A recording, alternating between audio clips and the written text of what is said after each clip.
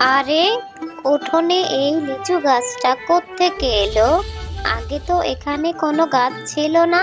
মিনা, এদিকে আয় মা। দেখ, আমাদের উঠোনে একটা বড় লিচু গাছ হয়েছে।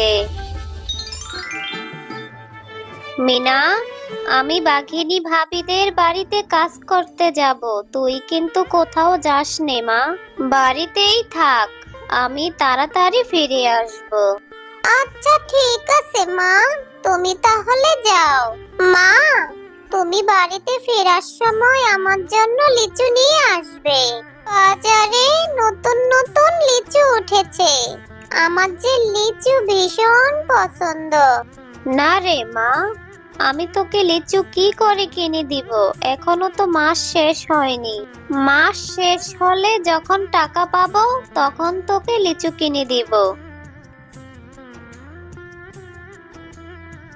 মা তো বললো আমাকে লিচু কিনে দিতে পারবে না।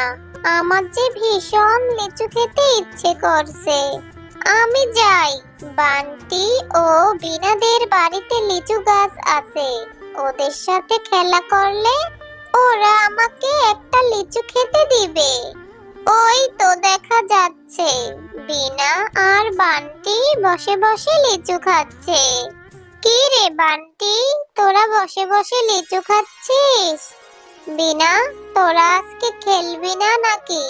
বিনা, জানিস আমার না অনেক লিচু খেতে ইচ্ছে করছে, কিন্তু আমি মাকে বলেছি, কিন্তু মা বলেছে মা আমাকে লিচু এনে দিতে পারবে না। হ্যাঁ রে মিনা, আমরা তো খেলবো। মিনা, তুই লিচু খাবি? আমাদের গাছে অনেক লিচু ধরেছে, আমি আমার মাকে বলবো তোকে লিচু দেওয়ার জন্য। সত্যি বলছিস বিনা, আমাকে লিচু দিবি? আচ্ছা ঠিক আছে, চল আগে সবাই আমরা খেলা করে আসি, তারপরে না হয় তোর মায়ের কাছে বলে লিচু খাবো। হ্যাঁ রে মিনা, খেলবো খেলবো, দাঁড়া আগে এই লিচুগুলি খেয়ে নেই। ওই দেখ মিনা, আমার মাও চলে এসেছে। মা, মা, ওই দেখো মিনা এসেছে। মা, মিনার না ভীষণ লিচু খেতে ইচ্ছে করছে, ওর মায়ের কাছে টাকা নেই, ও আমাদের গাছের লিচু খাবে, ওকে একটা লিচু দাও না মা। আরে বিনা, এটা কি বলছিস? লিচুর অনেক দাম। এই ছোট লোকের বাচ্চাকে আমি কেন লিচু খাওয়াবো? এই মিনা, তোকে না বলেছি আমার ছেলে মেয়ের সাথে খেলবি না? কাকিমা, আমার তো বিনা বান্টি ছাড়া কোনো বন্ধু নেই, আর আমাকে একটা লিচু দাও না কাকিমা, তোমাদের গাছে তো অনেক লিচু, একটা লিচু দাও, আমি তোমাকে লিচুর টাকা দিয়ে দিব আমার মায়ের কাছে যখন টাকা হবে। এই মিনা, এত কথা বাড়াচ্ছিস কেন? তোকে এখান থেকে চলে যেতে বলেছি, চলে যা। একটাও লিচু দিব না। এই লিচুগুলি বাজারে বিক্রি করব। তোদের মতো ভিখারিদের আর ফ্রিতে কত দিব? আচ্ছা ঠিক আছে কাকিমা, তুমি আমাকে আর বকো না, আমি এক্ষুনি চলে যাচ্ছি, আমি লিচু খাবো না।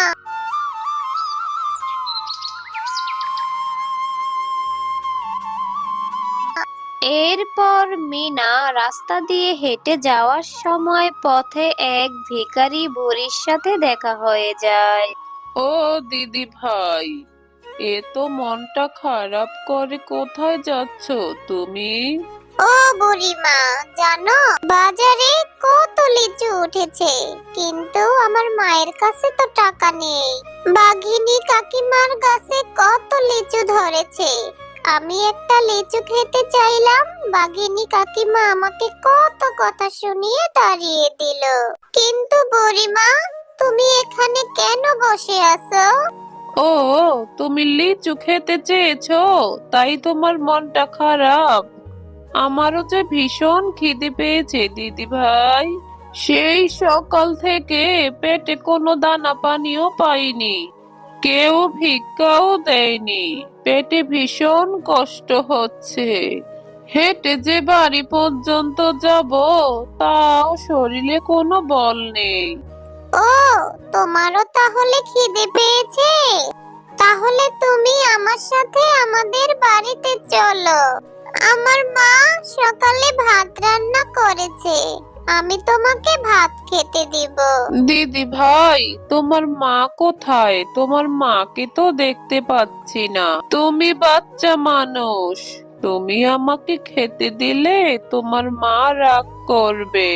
আমার মা তো শহরে কাজ করে, আমার মা একটু পরে চলে আসবে। তুমি এখানে একটু বসো, আমি তোমার জন্য এক্ষুনি ভাত নিয়ে আসছি। এরপর মিনা ঘর থেকে ভাত নিয়ে আসে ভিক্ষুক শিয়ালিনীকে দেওয়ার জন্য। বুড়িমা, আমি তোমার জন্য প্লেটে করে ভাত নিয়ে এসেছি, তুমি খাবারগুলি খেয়ে নাও। তোমার তো অনেক খিদে পেয়েছে, তুমি খাবারটুকু খেয়ে আজকে আমাদের সাথে থেকে যেও। দিদি ভাই, পেটটা ভরে ভাত খেয়েছি। এই যে আমার থলেতে এই বীজটা ছিল, প্লেটের উপরে এটা রেখে গেলাম। তুমি এটা মাটিতে রোপণ করো। এই বীজ থেকে তুমি লিচু গাছ পাবে, আর সেই লিচু গাছে অনেক লিচু ধরবে। বুড়িমা, তুমি আমাকে লিচুর বীজ দিলে, এই লিচুর বীজ থেকে যে গাছ হবে সেই গাছে লিচু ধরতে তো অনেক সময় লাগবে।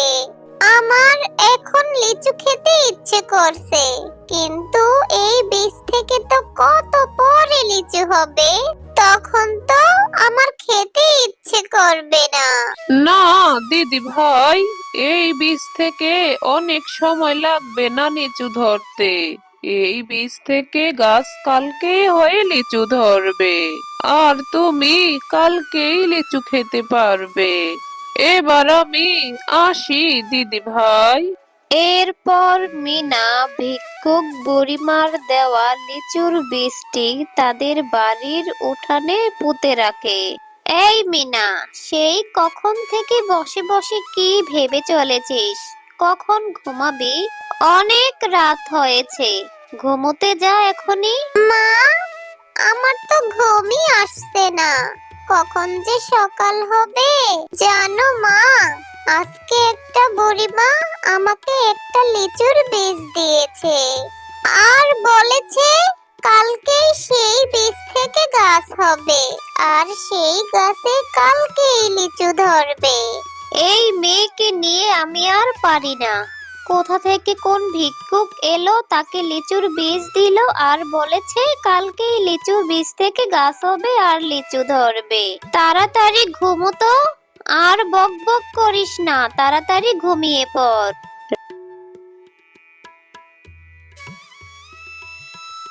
রাতের মধ্যে সেই বীজ থেকে বড় একটি লিচুর গাছ হয়।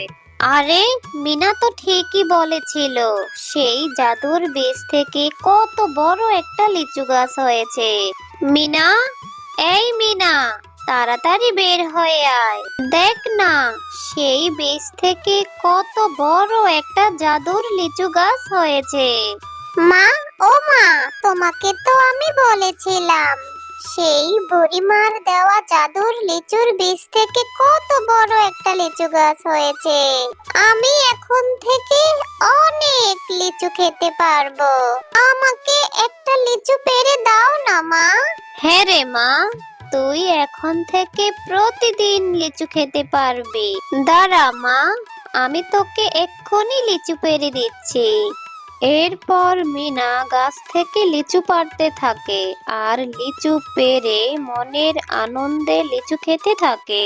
মিনা যখন লিচু খাচ্ছিল তখন মিনা দেখে বীজের পরিবর্তে লিচুর মধ্যে হিরে। মা, ও মা, দেখো লিচুর মধ্যে বীজের পরিবর্তে হিরে। এটা কিভাবে হলো মা? আরে হ্যাঁ মিনা, এটা কিভাবে হলো? লিচুর বীজের পরিবর্তে হিরে? দেখি তো, চল আমরা সবগুলি লিচু ছিলি। সবগুলি লিচু ছিললে বোঝা যাবে লিচুর মধ্যে বীজের পরিবর্তে হিরে কিনা। মা, দেখলে তো, এই লিচুগুলির মধ্যে বীজ নেই, বীজের পরিবর্তে হিরে। তাহলে কি ওই ভিক্ষুক বুড়িমা আমাদের জাদুর লিচু গাছ দিয়েছে? এত হিরে, আমরা এখন কি করব মা? হ্যাঁ রে মা, আমি তো তাই ভাবছি। এত হিরে দিয়ে আমরা কি করব? আমাদের গ্রামে কত গরিব পশু আছে, আমরা তাদেরকে এই লিচুগুলি দিয়ে সাহায্য করব। তারা লিচু খেয়ে যেই হীরেগুলি পাবে, সেই হীরাগুলি দিয়ে তারা তাদের অভাব দূর করবে। যা মা, তুই সবাইকে এই লিচুগুলি দিয়ে আয়। এরপর মিনা ও তার মা সেই লিচুগুলি গ্রামের গরিব পশুদের মাঝে বিলিয়ে দেয়। আর এইভাবেই তারা সবাইকে সাহায্য করে। মা ও মেয়ের দিন অনেক ভালো মতো কাটতে থাকে।